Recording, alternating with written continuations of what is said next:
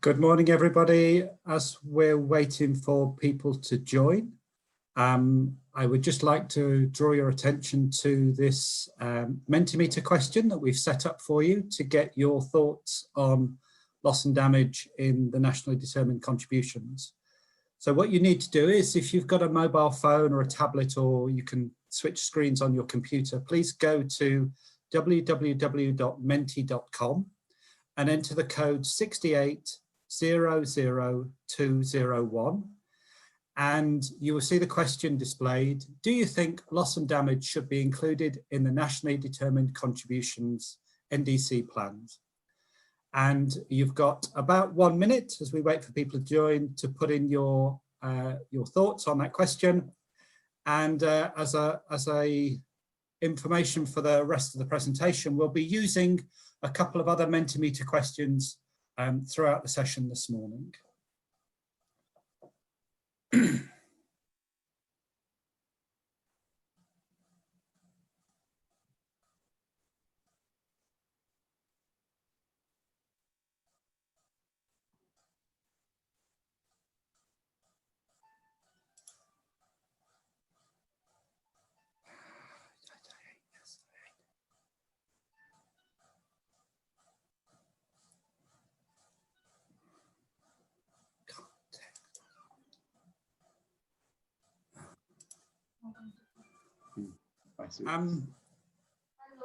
I think we're probably ready to go. Can I just get a thumbs up from Sandeep, maybe? I can't see the chat box. Great. Okay.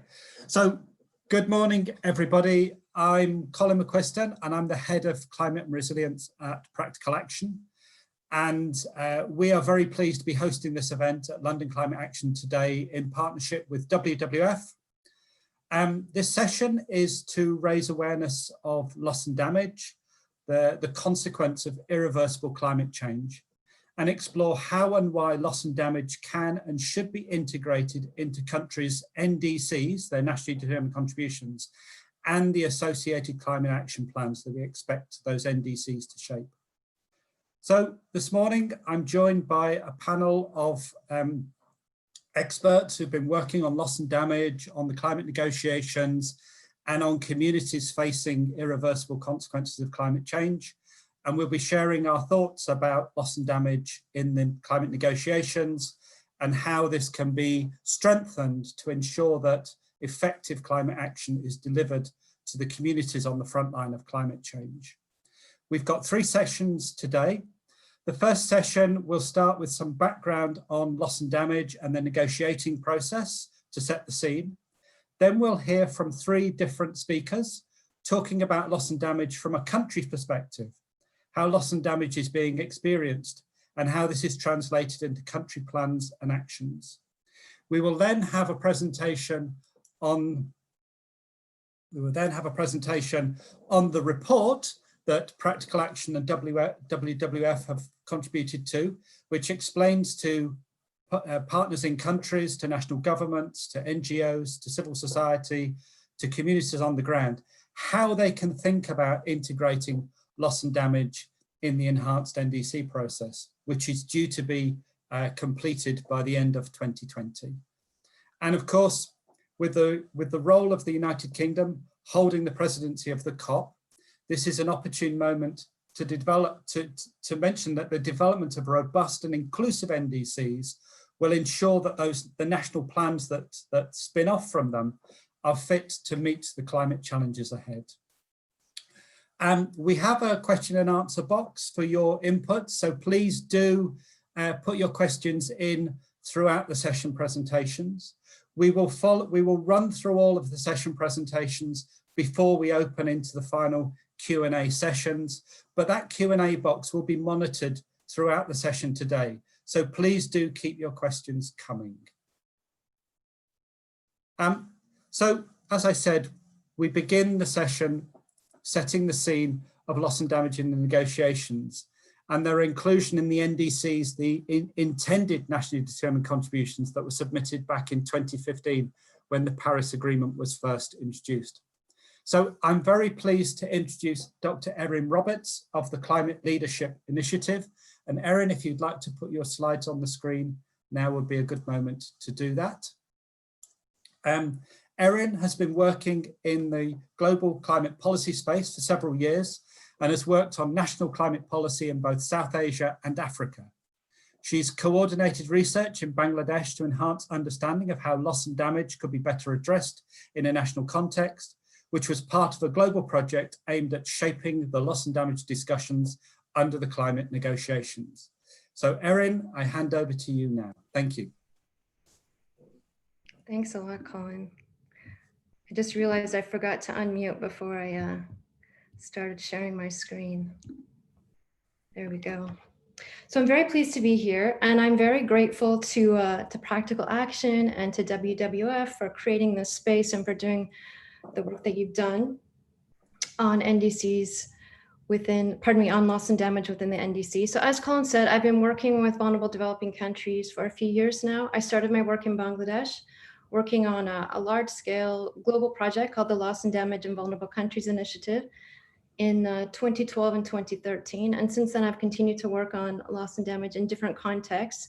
So this presentation is based on my experience working with vulnerable developing countries. And I just want to say from the outset that I will talk about the dynamics between developing and developed countries, but there is a spectrum of views, particularly within developed countries. So I don't want to put all countries into the same basket. Some countries are engaging very constructively on loss and damage, and I would put Germany into that category. I've had some really nice discussions with colleagues in Germany, and I do feel like they're trying to make a difference on the ground. So, and within developing countries, I would say that there are nuances, but largely the views are very similar, and the climate hazards might differ, but the needs are quite similar in terms of what we need to do to address loss and damage. So I work primarily on leadership these days. My PhD was on the role of policy entrepreneurship in the evolution of loss and damage policy in Bangladesh. And when I do presentations on leadership, this is one of the quotes I often use, because I think it really invokes this idea of leadership as somewhat messy sometimes, the need for failure and the need to make yourself vulnerable. So I first came across this quote, which is a quote by former US President Teddy Roosevelt after he left the presidency, after he left office in 1909. He did a world tour, and he gave a speech called the Citizen in a Republic speech in Paris, in Berlin, in London, and various other places around the world. And this quote is used by a scholar called Brene Brown. Some of you might be familiar with her work. She works on vulnerability. And I first came across this quote, which she used to describe her experience after she did a TED Talk. Several years ago, she did a TED Talk and it went viral. And this was kind of terrifying for her because she kind of was putting herself out there and for the very first time outside of an academic setting. And after it went viral, suddenly millions of people are seeing her TED Talk. She kind of went into this really kind of, I guess, a bit of a cocoon because it was a difficult time for her having put herself out there. And then she made the catastrophic mistake of looking at the comments on the YouTube channel where the TED Talk was displayed. And most of them were positive, but some of them were not. And so she spent a weekend, she sent her family away for the weekend, and she spent a weekend just wallowing in self-pity, I guess you could say, because of the internet haters, I guess, who most of the comments were more about her physical appearance than they were about the content of the TED Talk. And then suddenly at some point during the course of the weekend, she realized their criticism doesn't matter because they're not in their arena. They're on the sidelines. They're not making themselves vulnerable. And I realized recently that this is very, very pertinent also for our work on loss and damage, because the people whose views matter are those who are in the arena. And in the context of loss and damage, the the people in the arena are policy and decision makers from vulnerable developing countries. So those are the people who should be setting, who should be guiding the process. So in terms of the history, I'm just going to give a really brief overview because I think probably most people are familiar with this, the history of loss and damage and the history of the NDCs as those discussions evolved.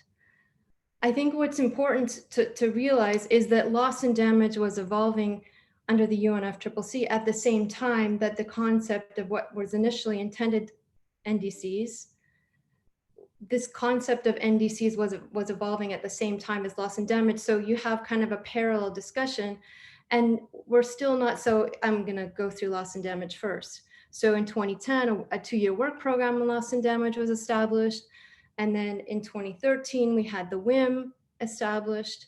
The first interim executive committee met in 2014.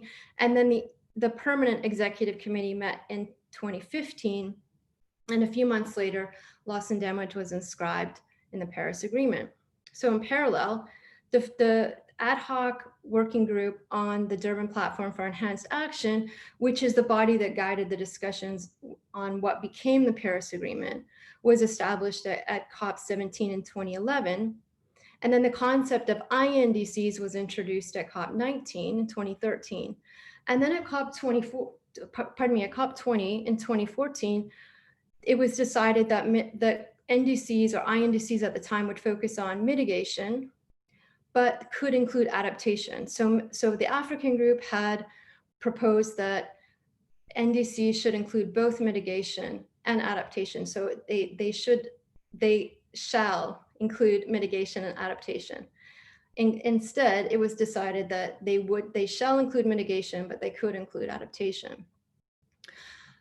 And then, of course, as we all know, at the end of 2015, the Paris Agreement was established. So I think what's important about this is that what was important for developing countries in the lead up to Paris was to ensure that the WIM would continue. So there was some fear that developed countries were going to try to kill the WIM. That was the terminology used at the time, that they didn't want to see this loss and damage regime continue under the Paris Agreement. So that was really the focus there. In terms of including adaptation in the NDCs, I think some countries felt they were concerned that it would be an additional burden, especially for small countries with very small teams. But in the end, 139 countries included adaptation in their NDCs. So clearly it's important. Not many countries included loss and damage in their NDCs, but some did, and a few costed what they felt that what the losses and damages would be given certain emission trajectories. I'll talk about why I think most countries didn't include loss and damage. So I'll talk first about last year. About 5 countries, I think, approached me around the COP to say, we really want to include loss and damage in our NDCs, but we just don't know how. We don't have the funding, and we don't necessarily have the capacity. And this is also not in my wheelhouse. I don't have the capacity for that kind of thing either. But I said to these few different countries, some were SIDS and some were African countries, and some were in non-African LDC.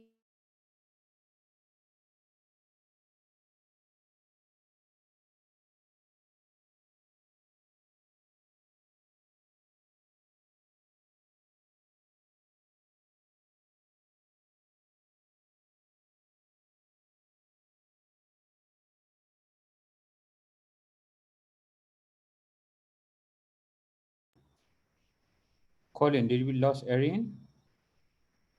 Yes, I can hear Erin. Yeah, I think we've lost Erin. Sorry, I thought I'd lost connection. I'm really sorry for that.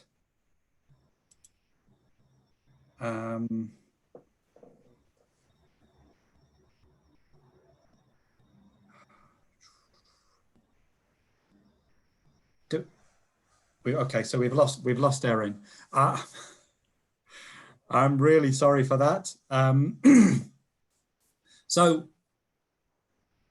giving us the introduction to why loss and damage is important to be included in the NDCs, the history and some of the backstory to how both the development of the nationally determined contributions, these effective national level plans that indicate a country's commitments to climate action, and the negotiation of the Paris Agreement were happening at the same time, and the relationship, the interplay between those two. I hope that Erin will be able to join us very shortly. She will be joining us at the end of the session to contribute to the question and answer session at the end. I do please ask everybody, if you've got any questions, if you want any clarifications, please do fill out the Q&A box. Of course, I'll take the opportunity of thanking Erin for her presentation when she joins us again. But now we'll move on to the main session of this morning, and we begin with country level presentations of loss and damage. And we start with Dr. San Win from Myanmar. And thank you very much for joining us at the end of your working day. So Dr. San Win is the Deputy Director of the Climate Change Division of the Environmental Conservation Department in the Government of Myanmar. He is the national focal point of the ASEAN Working Group on Climate Change and Climate Finance. He is the alternate focal point of the NDC partnership and is a greenhouse gas inventory expert. Since 2012, he has been involved in a variety of roles supporting the government of Myanmar in the climate negotiations. So please, Dr. San Win, please share your experiences of loss and damage in Myanmar. Thank you very much. Okay, then thank you, Colin, for introducing me. So everyone, good afternoon from Naypyidaw, Myanmar, and a good afternoon and or good evening to our friends and colleagues. So first, I would like to thank WWF and Practical Action for inviting me to be a panelist. So as you know, our country, Myanmar, located in Southeast Asia, is a nation enriched with 54.8 million citizens of 8 national races and over 100 ethnic groups and natural resources within a territory area of 676,000 square kilometers span, a diverse range of topography, 1,800 kilometer long coastline, bordering Bay of Bengal and Andaman Sea, and ecological zones. However, we are also one of the world's most vulnerable countries to climate change. And since second quarter of the year to present, we are moderately vulnerable to the COVID-19 pandemic of unexpectedly additional impacts.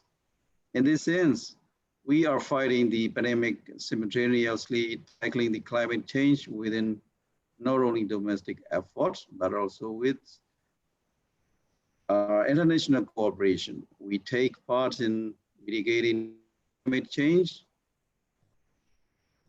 adaptation response, in order to build climate resilience, minimize losses and damages, taking nature-based solutions to climate change so as to minimize exposure of Myanmar citizens and natural capital, increase resilience and safeguard its economy. And MORAC, Ministry of Natural Resources and Environmental Conservation, among 24 ministry, is the focal agency in the context of environmental and climate change affairs. The National Environmental Conservation and Climate Change Central Committee, patronaged by the President One, is also supervising the environment and climate change integration into different sectors.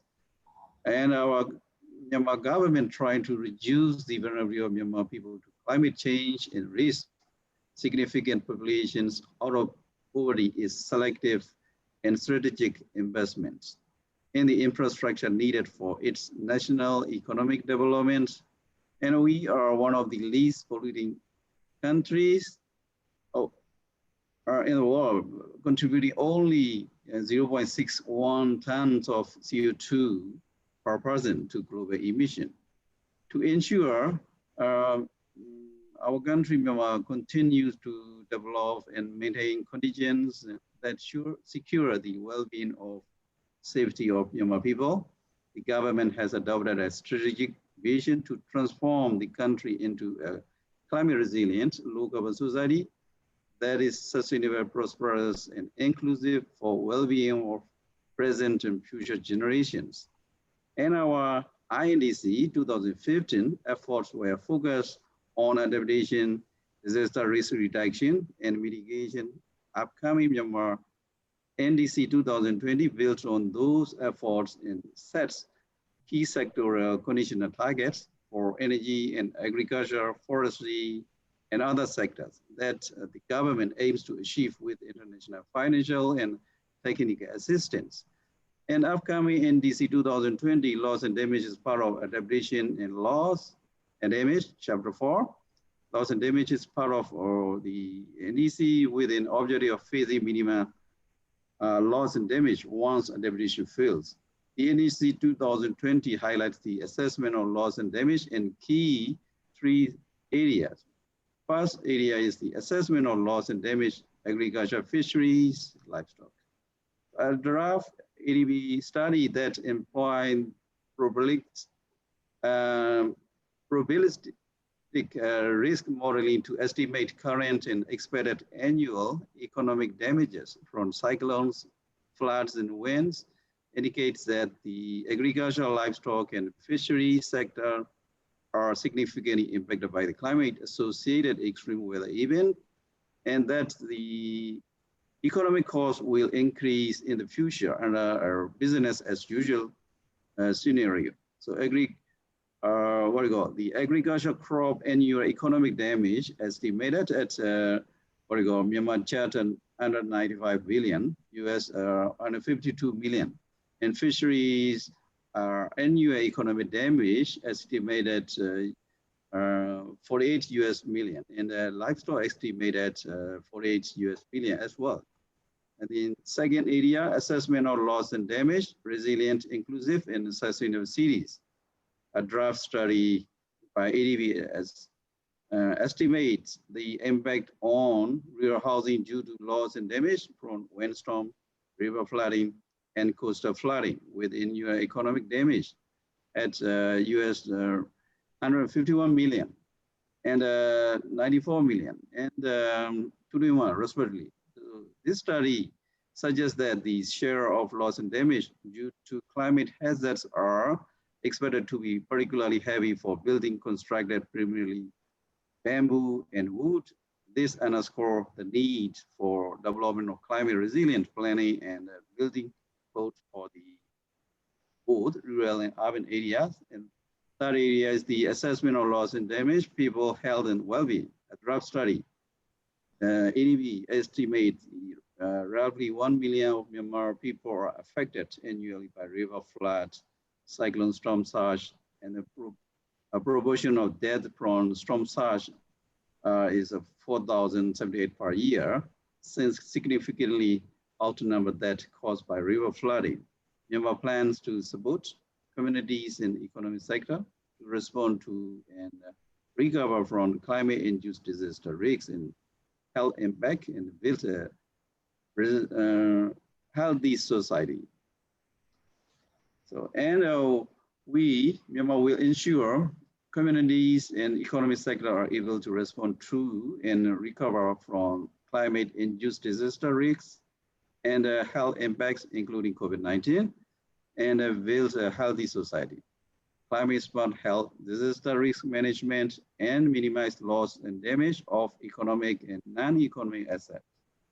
And social protection system could help to secure, sustain social and economic development, putting it on a climate resilient pathway. Such system will enable individual, households, and international and local actors to absorb, adapt, and transform and respond to climate-induced risks.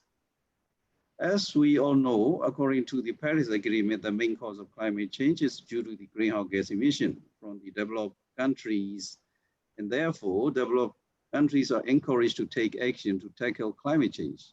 On the other side, developing countries are vulnerable to climate change, and developing countries need to more emphasize on climate change adaptation and getting technical financial support to implement the activities.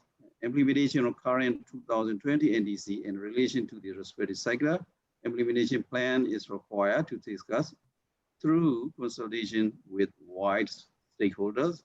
Moreover, the needs to be an approach agreed to ensure that in NDC 2025, not only is the level of ambition raised, but there is a bidding process towards economy-wide targets. In this regard, we are going to organize that high-level Myanmar NDC 2020 consultation meeting with 3 main objectives: to receive confirmation on sector-wide target in Myanmar's NDC 2020 from respective departments and discuss on its implementation, and to finalize NDC based on the discussion during the meeting, and to have a discussion for getting a cabinet approval and submission of NDC to UNFCCC in December 2020. Understanding as an extreme weather event-prone country for past 2 decades, catering to huge loss and damage, we implement measures to address disaster risk reduction by developing the Myanmar Action Plan on Disaster Risk Reduction in line with the Sendai framework. Furthermore, a national framework for community disaster resilience and national disaster management committee at the union level has been developed. The national disaster management body at the state and regional level has been established. The disaster management law 2013 in the National Disaster Management Fund have been in place. Similarly, early warning system using different tools have been made functional to minimize human casualties by triggering timely precautionary action by the target community. Let me highlight some of the challenges that we and the other country might face, and a national support of financial resource and capacity. That use of local mechanisms in implementation of policy instrument will be key to help us achieving the target and maintaining the sustainable landscape. And Myanmar need further support to make improvement in the implementation of climate change actions within the diverse sectoral development goals broadly defined under the typology of policy, institutions, finance, capacity, and technology and partnerships.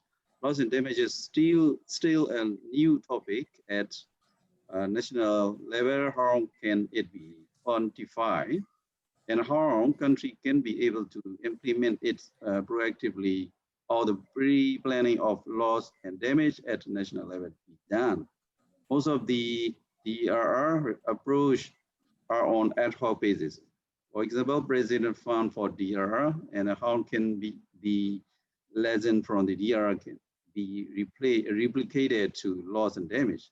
National level institution mechanism to address loss and damage is still a big challenge. For example, what kind of institution mechanisms needed to address displaced people from climate disaster? And another one is the financial mechanism for loss and damage, insurance mechanism for loss revenue from agriculture, fishery, livestock, etc., and how pays for the loss and damage. And lastly, the loss and damage assessment. All existing studies are on ad hoc basic. We still don't have a comprehensive national level loss and damage assessment. Vulnerability assessment is one of the key challenges, especially lack of technical, human, and financial resources constraints. Thank you for your kind attention.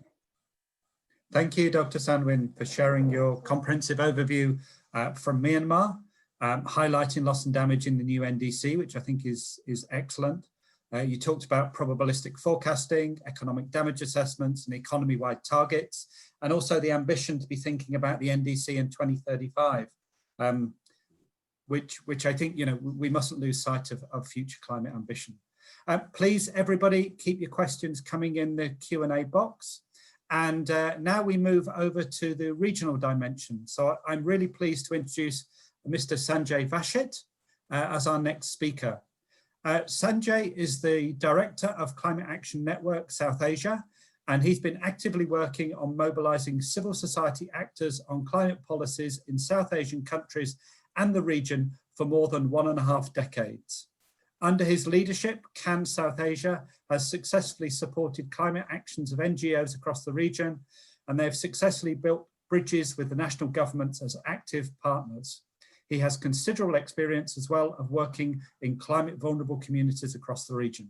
So Sanjay, please share your experiences from South Asia.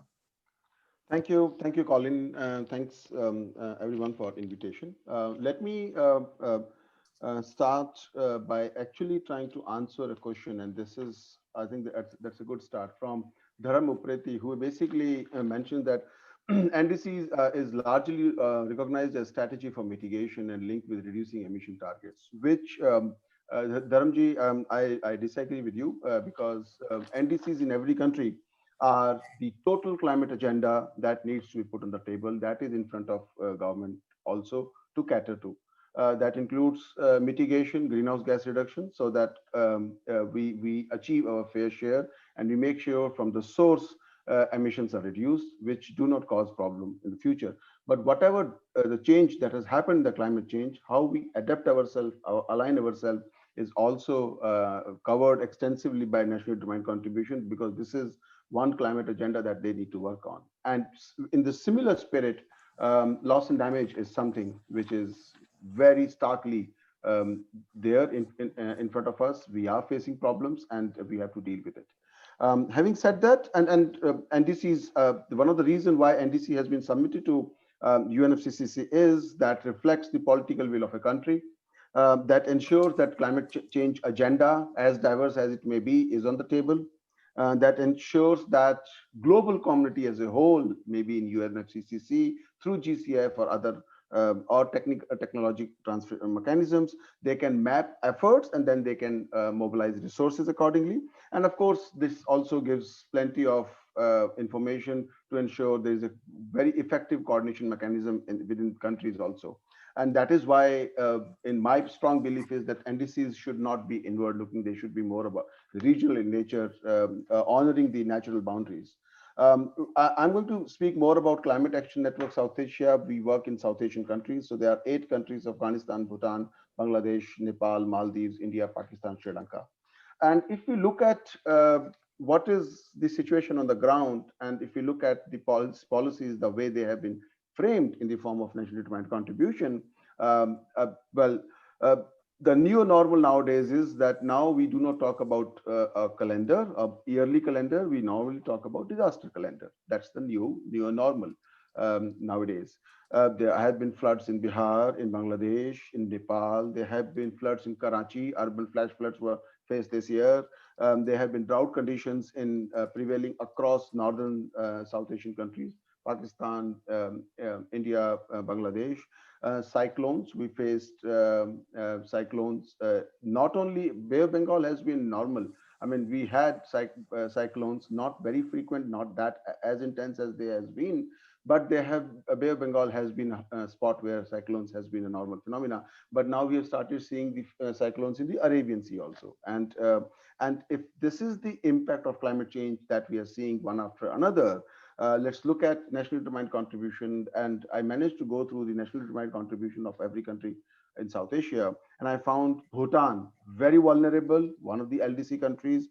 Speaks more about sustainable forest management. Again, yes, as a sink also. But then it also talks about promotion of renewable energy. We need to integrate climate resilient and low emission strategies, etc.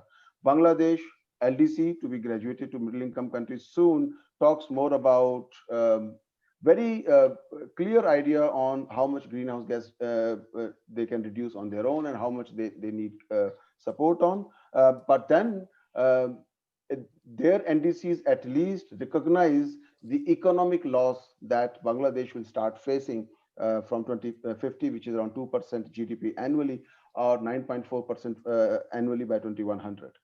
Afghanistan again talks about the business as usual. Nepal says we will study and understand further loss and damage associated with climate change, and it talks about more about adaptation and more about mitigation. One of the good NDC I found is actually of Sri Lanka, which details loss and damage, which has already incorporated loss and damage in national determined contribution. It talks about local mechanism that needs to be developed in accordance with Warsaw International Mechanism, which is music to the ears. It talks about adaptation to prevent loss and damage. It talks about NDCs of loss and damage. Basically, they have detailed how to mitigate or counter the loss and damage phenomena by improving the forecasting capabilities to be there. Then analysis of loss and damage from 2000 onward. There's given a year also. So basically, they have really detailed on how loss and damage can be incorporated and something to refer to. Maldives again talk a little bit about loss and damage. Insurance mechanism to farmers is one way. And then India acknowledges that we need to, along with mitigation and adaptation, countries also need to take into account loss and damage situation. And they have acknowledged that they have actually calculated that 1.8% of their GDP annually will be lost by 2050. So everyone has acknowledged economic losses and what needs to be done, especially in Sri Lanka, but no one has looked at non-economic losses and how they will cope from that. If looking at all the national determined contribution and also at the South Asia level, it's regional is Thimphu Climate Declaration, which is the latest one. And after that, there was a Kathmandu one also. The situation on ground and policy intervention that has been prepared, that's different in South Asia, unfortunately. I'm not sure what is the situation in ASEAN countries and other. All NDCs are more inward looking. They want to protect themselves. They don't care if they're living in a neighborhood, that we need to talk about collective protection rather than protecting ourselves from impact. And which is very strange, because climate change is not hitting us by the geographical boundary or political boundary. They're hitting us and it can only be managed through natural boundaries. Focus on mitigation and then adaptation, but loss and damage is missing with the details. Maybe because loss and damage is too difficult to face, people have not just started acknowledging that it is an issue to be looked into. If we look at why loss and damage at the regional level, I think one of the biggest issues is climate-induced migration. Okay, and South Asia is working on climate-induced migration, and one of the major reasons for that is loss of livelihood, reduction in the coping capacity of communities, because disasters are hitting them one after another. It's one punch, and then by the time the community tries to get up, there's a second punch that comes and hits them. So that's one reason. So cross-border migration cannot be managed without incorporating loss and damage in their own NDCs, and then having a regional framework also. Water sharing is important. Loss of agriculture land in one area could be because water from one area is not channelizing there. So water sharing mechanism needs to be there, which requires regional coordination. Cyclones and floods forecasting, especially cyclones. I mean, in Bay of Bengal, India and Bangladesh, the coordination that need to happen. So to avoid losses is important. So it is important to avoid loss and damage situation, crucial to sustain livelihoods, crucial to strengthen local economy and protect infrastructure enhancement. So I would certainly, having shared all my these observations and my assessment of policies, I would say L&D should be in the enhanced national determined contribution. I'll rest my case here, Colin. Thank you very much, Sanjay, for sharing your experiences in the South Asia region. I love the idea of the new normal and people talking about the disaster calendar rather than the traditional calendar. Thanks for the update on the NDC review, and I think this emphasis on mitigation, although a strong emphasis as well on highlighting the economic losses, and also thanks for bringing up the issues around displacement and migration, particularly as a coping strategy and a big regional driver of change in that region. Reminder, please do keep your questions coming into the Q&A box. We will have time at the end to discuss them. But right now we move on to from practice to research, and I'm pleased to introduce Dr. Elisa Cagliari.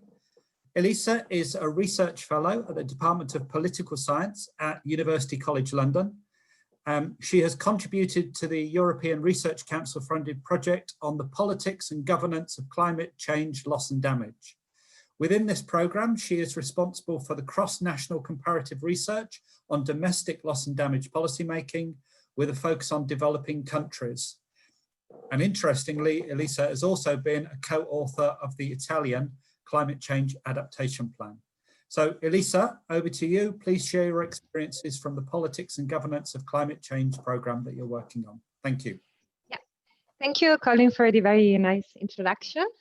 And yes, at UCL, University College London, we have a pretty large research project, which is led by Professor Lisa Van Allen on the policy and governance of climate change loss and damage. So basically what we're doing is to analyze loss and damage at different governance scales, from climate negotiations to local contexts. And in this sense, we have a really varied and really interesting set of countries case studies, which runs from Pacific to Caribbean, small island developing states, Latin American countries like Peru and El Salvador, but also vulnerable communities here in Europe, in the Arctic. And what we're really trying to do is to better understand what policy making around loss and damage at the national level looks like. And as it was already mentioned, this is pretty challenging, I would say, because this is pretty a new topic for many decision makers at the national level. And so we are basically trying to analyze and understand two interrelated aspects.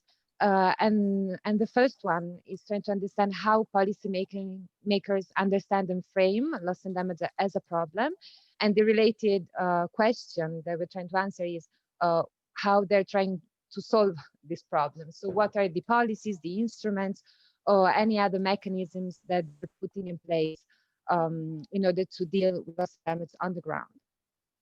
And just to give you a flavor of the results we're getting, with respect to the first question, we're really finding out in our cross comparative analysis that different countries frame loss and damage in different ways.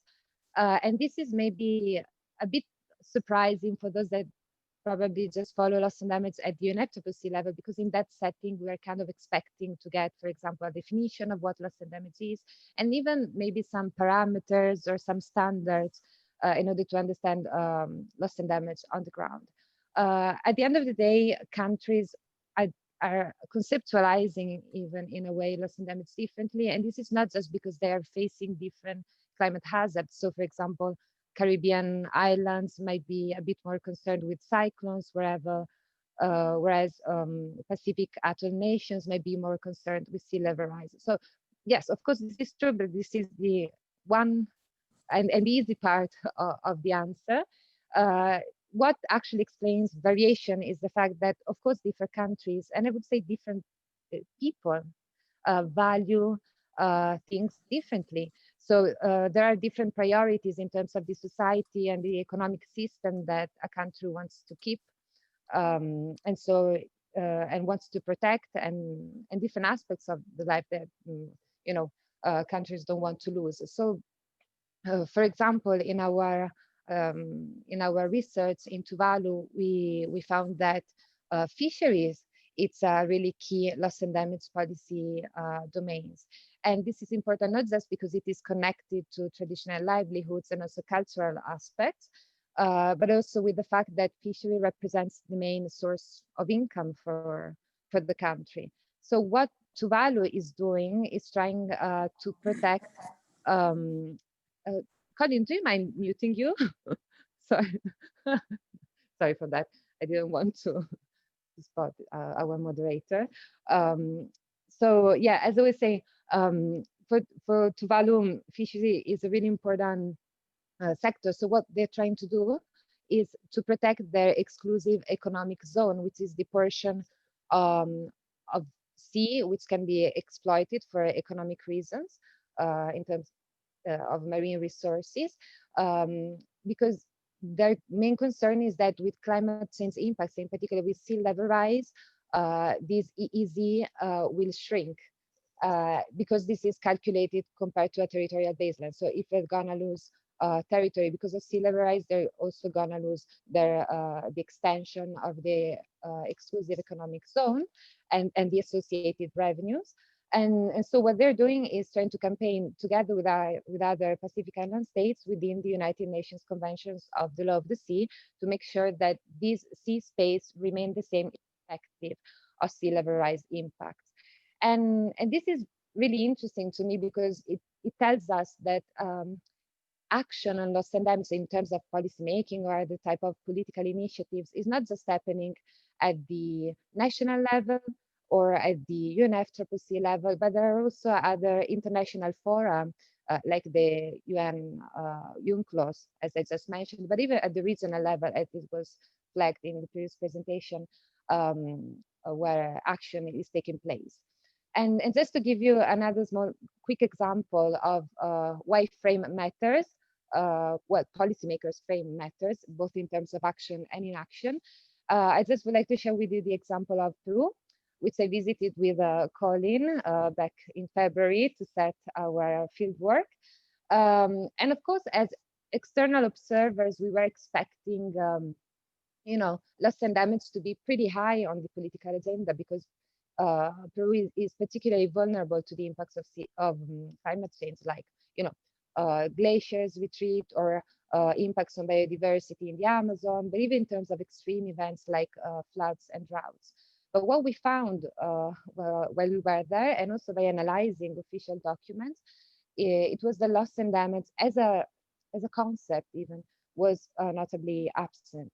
So the interesting question here is, why is that the case?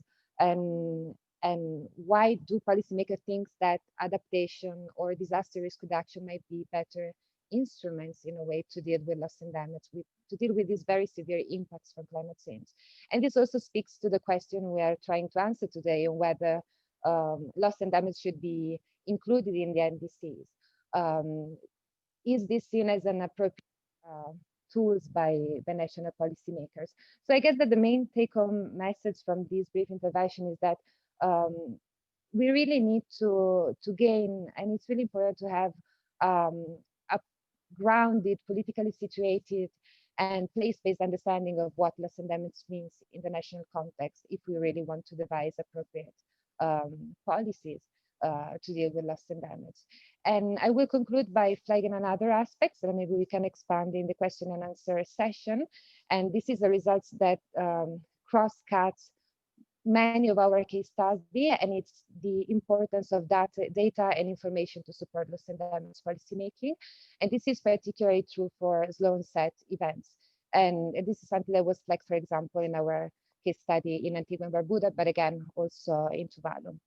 And I think I will stop here, and I'm happy to expand on these points and maybe share with you other findings from our research in the question and answer session. And thank you very much. And sorry, Colin, for asking you to mute you.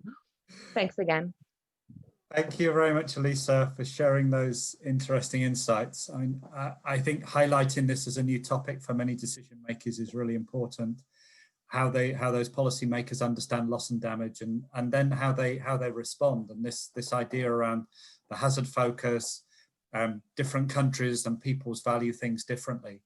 And I think it's a great question you're posing to us and to the audience around whether adaptation or disaster risk reduction are better instruments to respond to loss and damage.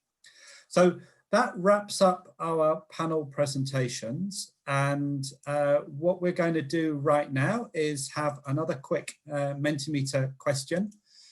So please, when I get the screen up, so please, you should see in front of you our question number 2.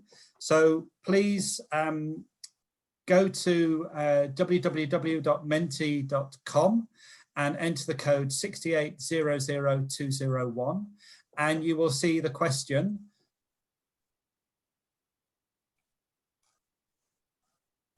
Based on your experience and what you've heard today, what do you think are the main barriers to the integration of loss and damage in the NDCs?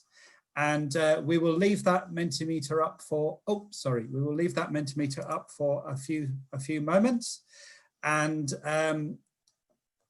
please also, once you've completed the Mentimeter, don't forget, pop your questions into the question and answer box. So we will now be moving on to the final presentation of the session. And I'm very pleased to introduce Mr. Sandeep Chamlang Rai, who is the Senior Advisor from the WWF Climate and Energy Programme based in Singapore. Sandeep leads WWF's global efforts on climate change adaptation and loss and damage policy and practice. He has more than 17 years of experience on climate change issues, ranging from project implementation to national and international policy processes, in particular in the climate negotiations. He has been participating in the negotiations since 2003 in various roles supporting both the Nepalese government as well as the WWF delegations. And most importantly, he is one of the authors of the Anchoring Loss and Damage in Enhanced NDCs report, which he will now share with you. So hopefully you should be able to share the screen, Sandeep, and I can pass over to you for the next session. Thank you.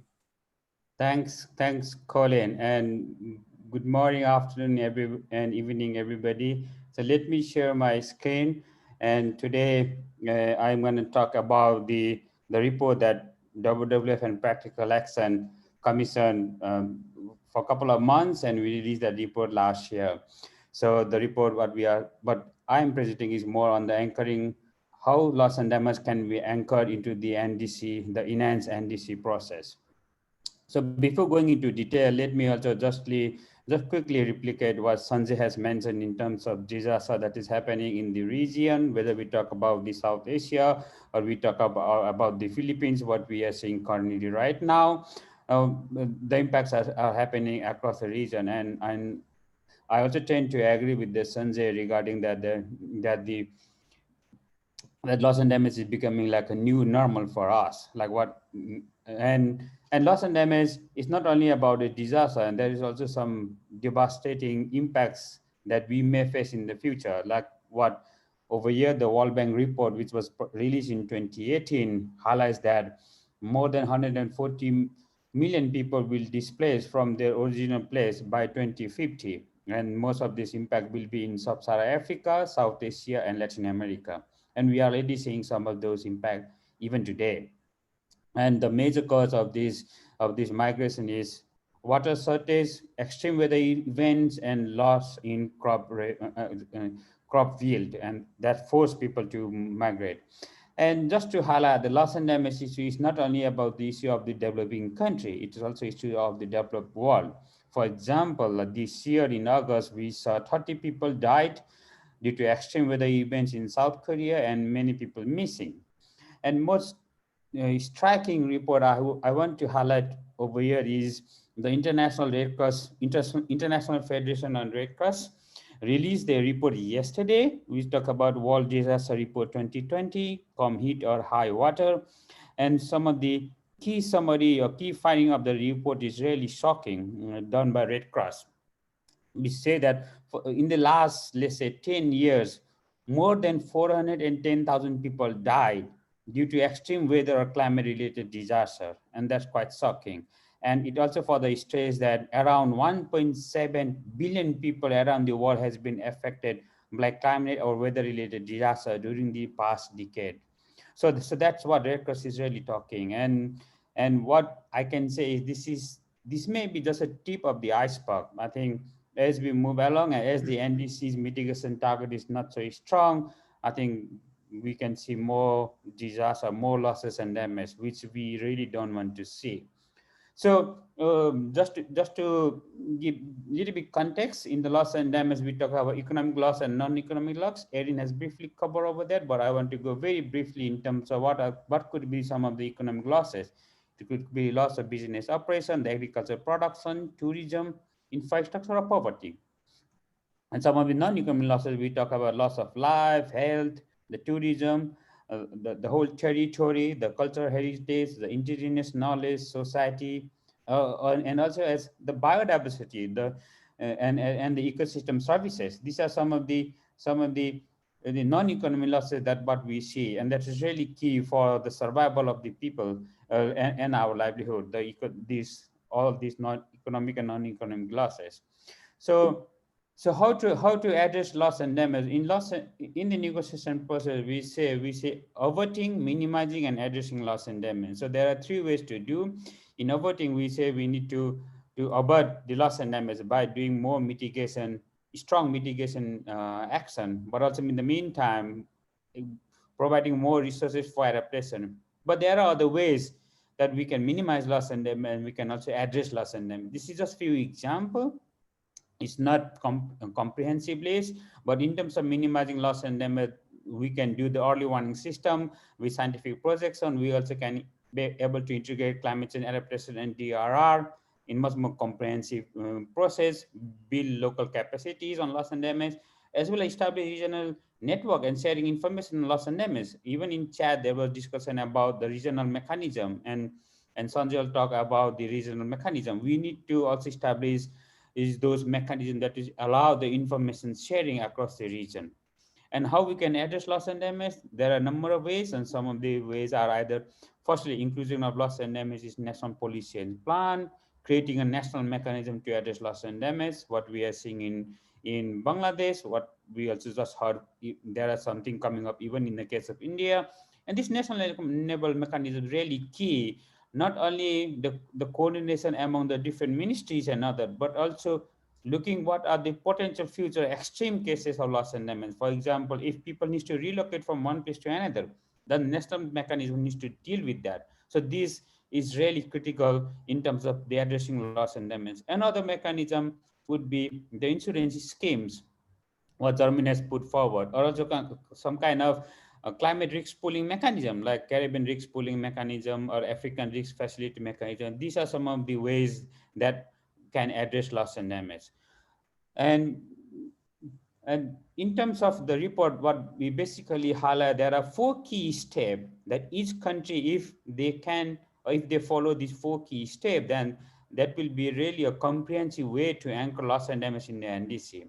And I want to highlight that this is the first initial step, and NDC will be there until and unless the Paris Agreement is in place. So the 2020 will be the, I would say, the second opportunity for country to put forward NDC in the enhanced, put forward loss and damage in the enhanced NDC. But in the future, in 2025, there will be a second option. But if some of these steps can be followed, I think it will be really good that the loss and damage could be really comprehensively integrated into the country's NDC. And when you talk of 4 steps, the first step is you need to define loss and damage in national context.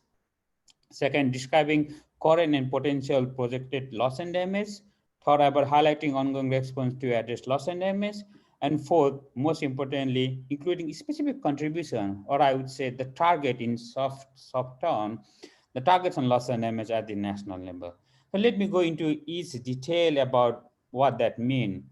So defining loss and damage in the national context, because this is really key. Like what we heard before, for Tuvalu, fishery loss of revenue from the fishery is one of the key issue. So the extent and type of loss and damage that is occurring differ from country to country level, and what the loss and damage that we face in Nepal or loss and damage we face in Tuvalu will be entirely different based on the geographical structure. So that needs to be defined much more strongly.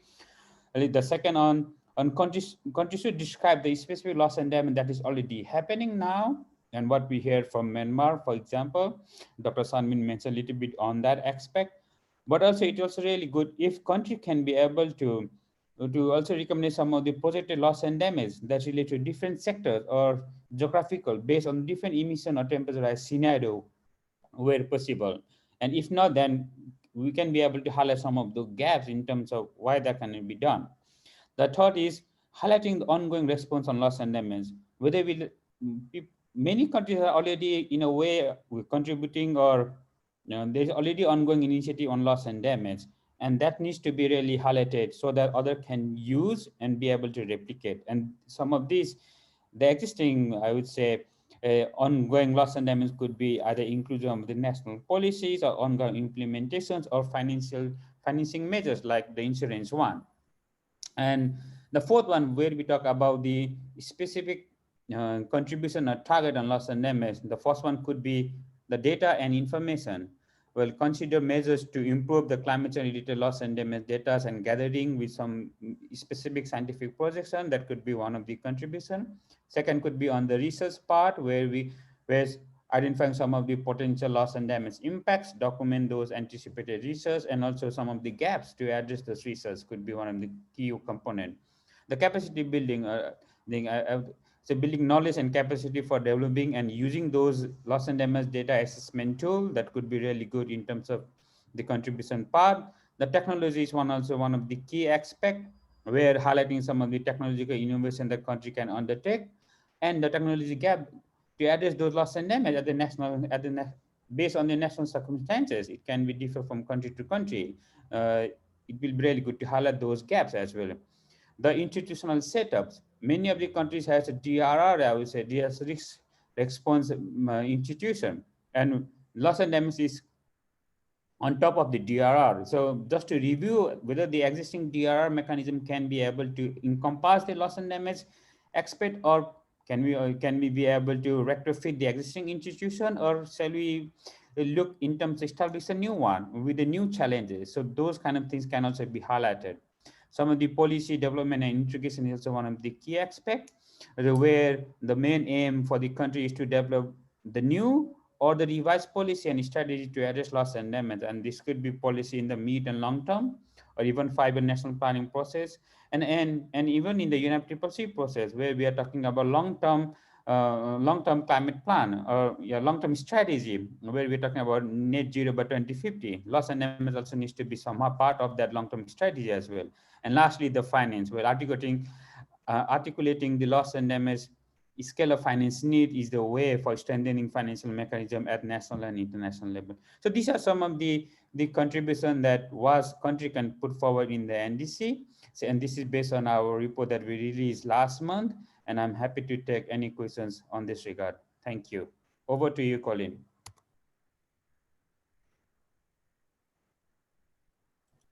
Thank you very much, Sandeep, for that overview of the important guide that was published a couple of weeks ago. I mean, I think it's really clear from your presentation, highlighting the multiple dimensions of loss and damage. It's also great that you highlighted, you know, it's not just about people and about economies, it's also about natural systems. And you know, I think this framing of people and nature is one of the central themes of London Climate Action Week and many of the events that are taking place today and for the remainder of this week. I think it was interesting that we didn't in that presentation talk about the evolving concept of the Santiago network, which was agreed at the conference decision of COP25, the Chilean COP that was held in Madrid back in December 2019. So while we are preparing the final set of questions for our panelists to respond to, let me just share with you our final Mentimeter question, which is on the screen, should be on the screen now. So apologies, move on, next slide, come on, move. Thank you. So it's just a general slide to get your thoughts on the session today. The same routine as before. Please go to www.menti.com, enter the code 6800201, and please provide your thoughts and inputs and suggestions on the presentations today and what you have heard. I hope we've got all of our panelists back online. I will stop sharing the screen in a moment. And we've had some questions already in the Q&A box, which I've got popping up on the screen in front of me, which we will now hand over to our panelists to respond to. So let me stop sharing my screen. We move back to the panelists and let me just get the questions. So the first question from Dharam is, isn't the NDC about mitigation? How to inspire governments to include loss and damage in the NDCs? So Which of the panelists would like to respond to that question? Hands is probably easiest. Okay, Sanjay, go ahead. Thanks. Yeah, Colin, I already answered in my intervention also that NDCs by a country are not only mitigation centric. That's not the case. It's not written anywhere.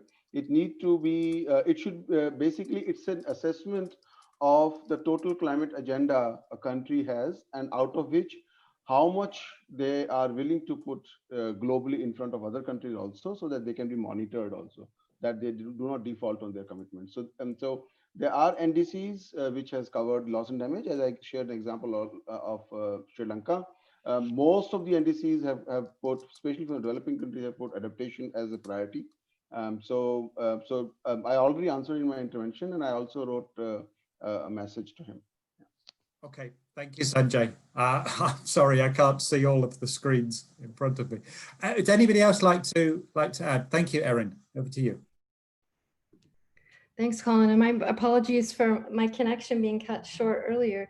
I just wanted to say that what's in the Lima decision is it reflects the nature of the multilateral process. So nothing is agreed until everything is agreed. So countries agreed that mitigation would be included in NDCs. There were many countries that wanted also adaptation to be included. It's an option for countries, but as I said, and as Sanjay also reflected, 139 countries included adaptation. The fact that not many countries included loss and damage in their initial NDCs is not reflective of the priorities. It's more reflective of the timeline, the funding, and the capacity. So it's very, very important, I think, that we need to provide some funding and to build the capacity. I love the guidelines also that you presented, Sandeep. Thank you so much for that. Sandeep, go ahead. Yeah, I just want to comment on one thing. Well, Dharam has really highlighted about the differences between the NDC and the NAPS.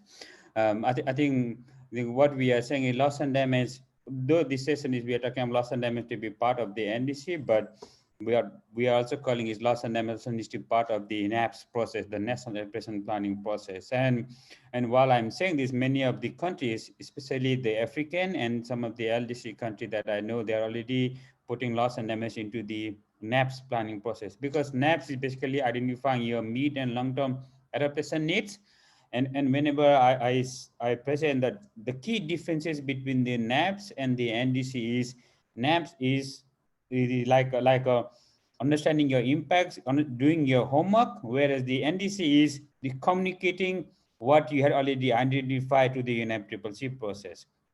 So that's I see a little bit differences, and the NDC is I see NDC as a communicating tool, where the NAPS is more like doing your homework at the national level.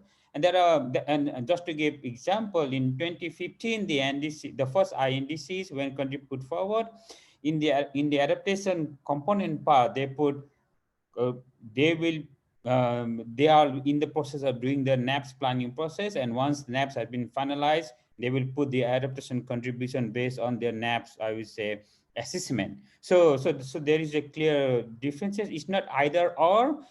Only the process way is a little bit different. And I always say NAPS is like you doing your homework, you understanding your impacts, you understanding your vulnerability, whereas the NDC is a communicating tool, or because you will communicate your nationally determined contribution on every 5 years / 10 years, depending upon how the COP will define the common time frame. So, but just want to give the clarity. Over. Thank you, Sandeep. Pass over to you, Elisa. Yeah, I just wanted to briefly comment also on the NAP, because this is something that we were looking into value again. And so I asked whether loss and damage would have been part of the NAP, and one of the reasons that was given for loss and damage not to be included in it was that there was not too much evidence on loss and damage to be included in the NAP. So this also speaks to one of the things that it was presented within, your project about the importance of data and information also to support policymaking processes in terms of loss and damage. And it also speaks to something that Erin was flagging about that the fact that these instruments need to be financed. And so, for example, Tuvalu went through a long process to get its NAP to be financed, and probably also including loss and damage would have needed more funding. So this is also something to be taken in mind. Thank you very much, Elisa. Yes, Dr. Sanwin.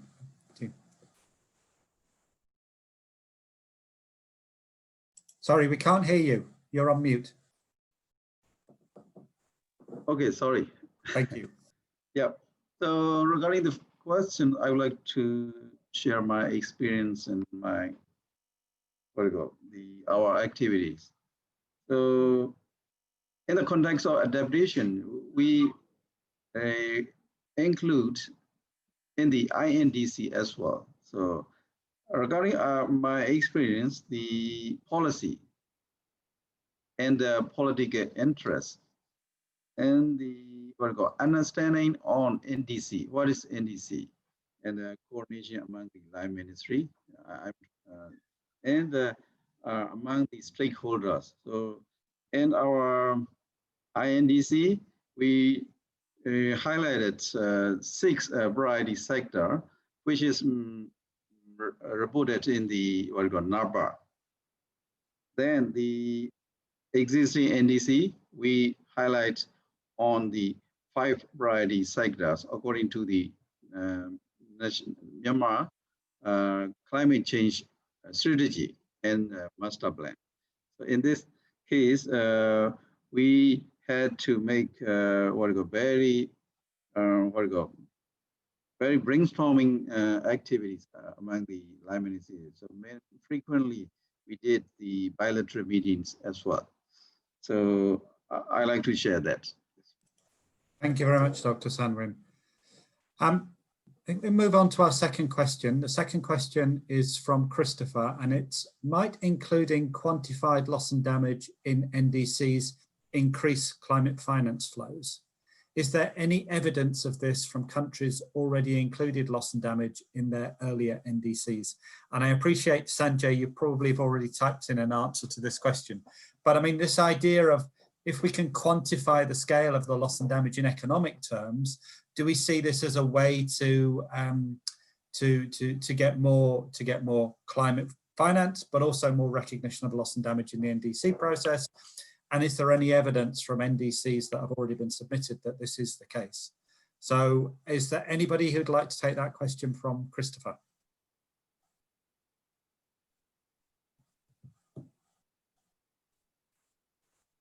Okay, Erin, thank you. I don't know if I can do justice to the question. Thanks a lot, Christopher. I guess what I could say is I know that some countries did quantify their losses and damages.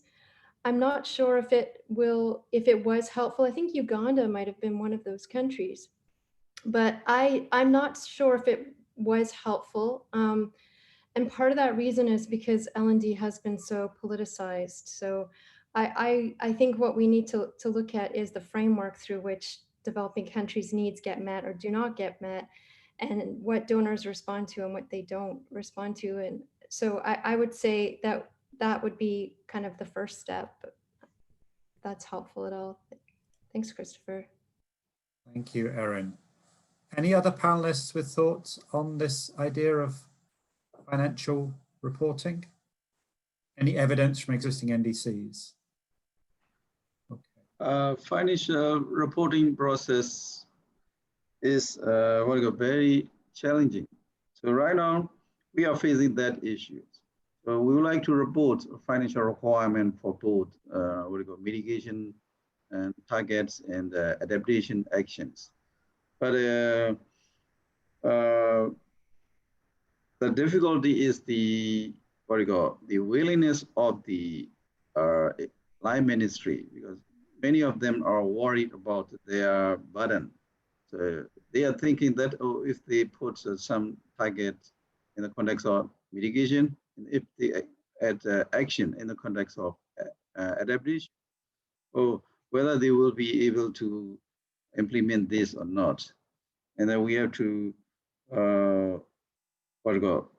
deal with that issues for until now. So we get only few feedback from line ministry, but condition is getting better. So we have to have more consultation on this process. Okay, thank you very much, Dr. Sanwin. Sandeep, over to you. Well, I would say in terms of quantifying the loss and damage target, from a financial point of view, I see a challenge, especially what I see the loss and damage is like a moving target, because you are, for example, if the impacts is, let's say, in terms of what temperature degree scenario are we talking about, and that also varies the loss and damage. I would say scope of work, right? So it may be real. So for now, if we are using the current NDC, the target and the global temperature will be around 2.7 degree plus wall. Then if we use that benchmark in terms of quantifying the loss and damage, I would say target and the financial need, that could be one way.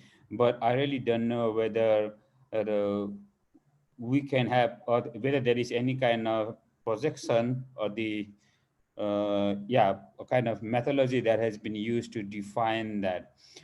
So that could be one of the challenges, especially really when we talk about the national level, let's say quantifying the loss and damage target, if there is no proper assessment in terms of which temperature degree scenario are we trying to adapt, or are we trying to address the loss and damage. That could be also one of the drawback, or I would say obstacles that we need to address on. So, but this is just my thoughts. Thank you very much, Sandeep. We've got a very good question from Arjan Dixit. His question is, do the panelists think that more countries will include loss and damage in their enhanced NDCs this year? That's the first part of the question. Second, do you think that this will be focused primarily on communicating the economic loss and damage from climate disasters? Or do you think that some countries will start to talk about the non-economic losses, mobility, national mechanisms as part of the loss and damage as well? So it's a three-part question from Arjan. Is there anybody who would like to start to respond to that question? Yes, go ahead, Erin. Thanks a lot, Colin. Definitely, yes. I would imagine that there are some countries, some enhanced NDCs to come that will include loss and damage. I know that Bangladesh will likely include loss and damage. It will, I would imagine it will include NELD, non-economic loss and damage. One of the issues is, again, is the funding and timeline constraints, because they will submit their NDC on time.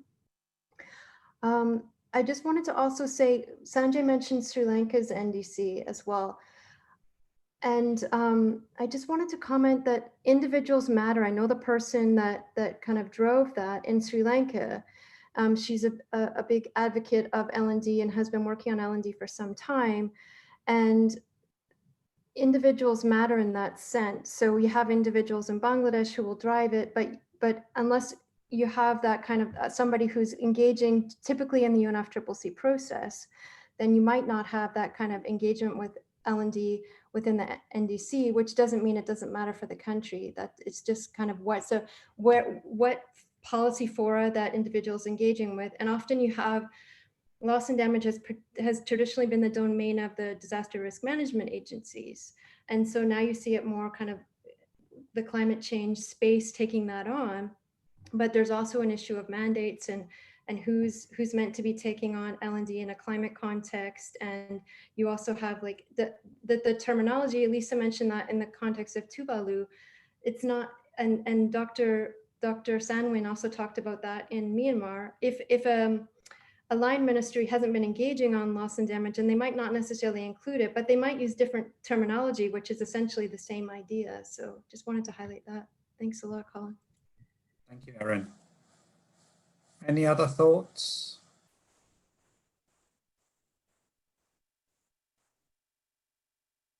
I think Sandeep's presentation highlighted, I think, some of the challenges for countries to consider the non-economic losses. I think they're certainly more happy talking about the economic losses and damages.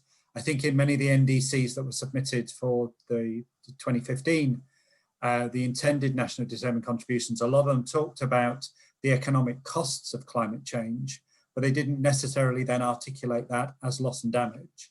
And I think, you know, this is a challenge that the term loss and damage isn't well recognized.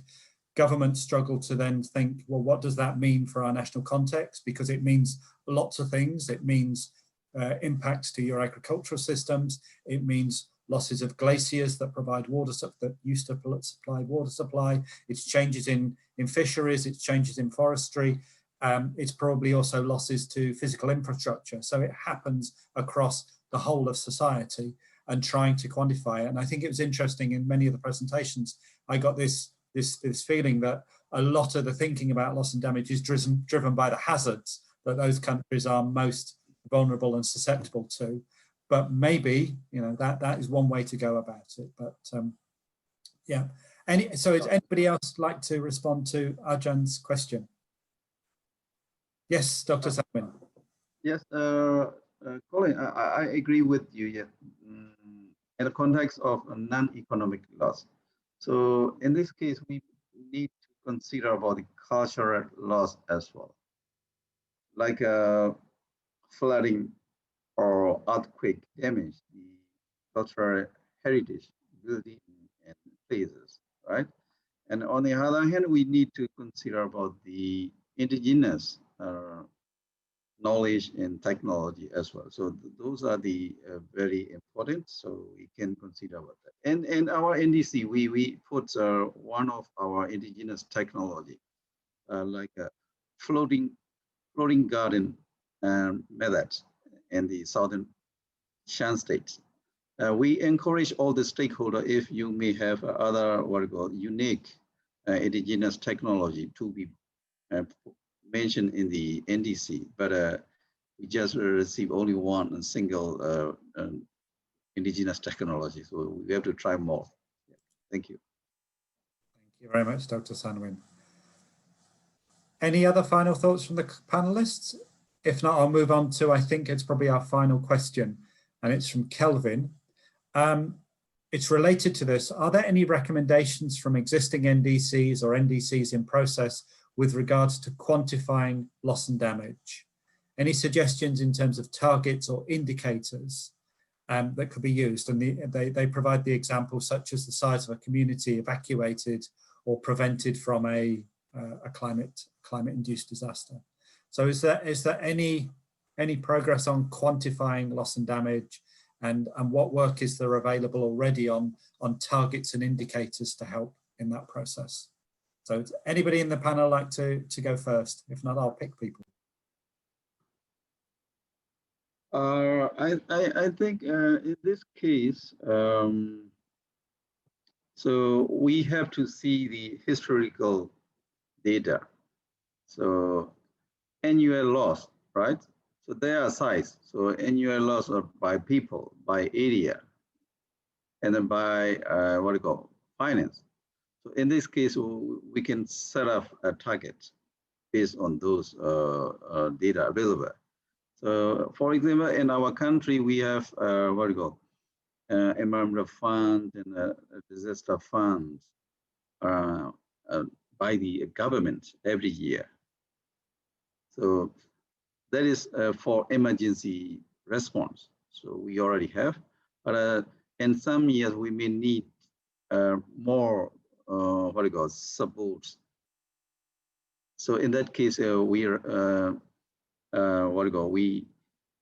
make collaboration with international societies and the development partners like that. Thank you. Thank you, Dr. Sanwin. Who would like to go next on targets and indicators?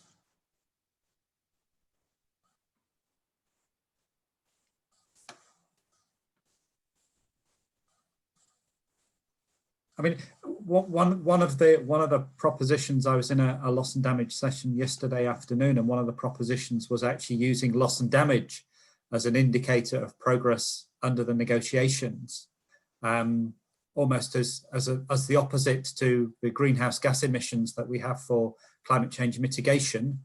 actually to have escalating loss and damage as an indicator of inaction on mitigation and adaptation, with the escalating losses and damages accumulating and building as time goes by. So, I mean, I think this question around indicators is really important. And I think it's important to bear in mind that they could be applied at various different levels, both at community level, what is valuable to them, indigenous systems, cultural knowledge that can be lost and not valued, all the way through to at a global scale, global collective action is failing and loss and damage is escalating, as we've seen from the publication of the World Disaster Report by IFRC only yesterday. So any thoughts from the panelists on indicators? We've got 2 minutes left. Well, I can just share. I think like adaptation, loss and damage is very localized. So making a general indicator that can cover whole country may not be possible. It has to go at a sub-national level in terms of monitoring and framing indicators. For example, let's look at Sundarbans, where people have moved out in certain season.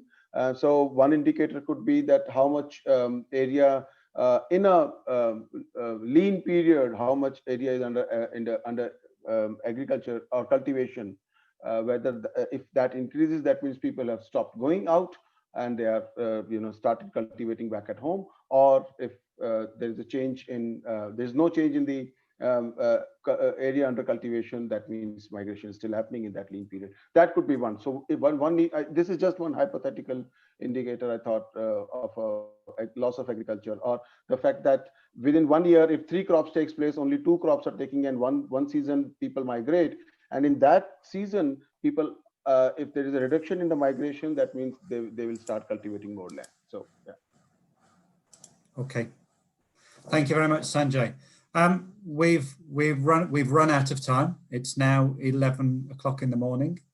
Thank you very much for all of the participants for joining this session this morning. A big thank you to Dr. Erin Roberts, to Dr. San Nguyen, to Sanjay Vashit, to Dr. Elisa Cagliari, and to Sandeep Chamlang Rai for an excellent session. Thanks also to Dana and Sunil in the background there, making sure everything went smoothly. And I've posted in the chat box the survey from London Climate Action Week, which are seeking people's feedback on the session. So thank you very much for everybody for joining our session today. And thanks so much for all of our panelists. And thank you, everyone. Thanks, Colin. Thanks, everybody. Thank you, Colin. Thank you, everyone. Thank you.